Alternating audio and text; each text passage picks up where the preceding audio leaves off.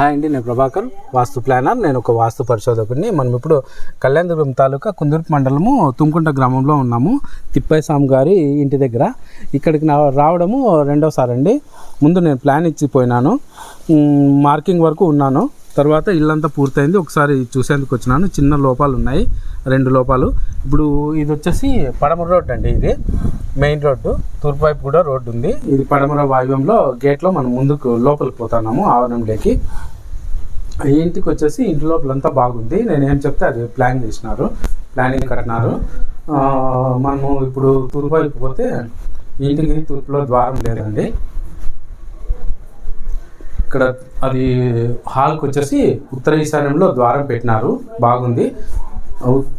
ఈశాన్య హాల్కి ఉత్తరం మధ్యస్థానంలో ద్వారం ఉంది.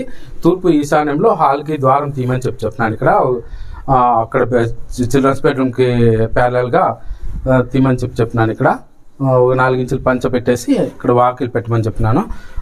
ఇది వచ్చేసి ఈ గేటు ఈశాన్యంలో ఉంది కదా, కరెక్ట్గా ఉంది. కాకపోతే ఇంటికి ఈశాన్యం వీచూపు ఉందండి. ఇది ఈ ఈశాన్యం వీచూపు ఈ రోడ్లోకి పోతే ఈ ఇల్లు ముందుకు వచ్చింది. ఈ ఇంటికి తూర్పులో ఉండే ఇల్లు, ఈశాన్యంలో ఉండే ఇల్లు ముందుకు వచ్చినందుకు వీళ్ళు క్రాస్ నడకపోతారు అనమాట. దీంట్లోకి పోతే అంటే ఈశాన్యంకి పోయినా కూడా తూర్పు ఆగ్నేయపు నడకైతుంది. మెట్లు దిగిన తర్వాత కుడి చేతి పక్కవే పోతారు కొంచెం.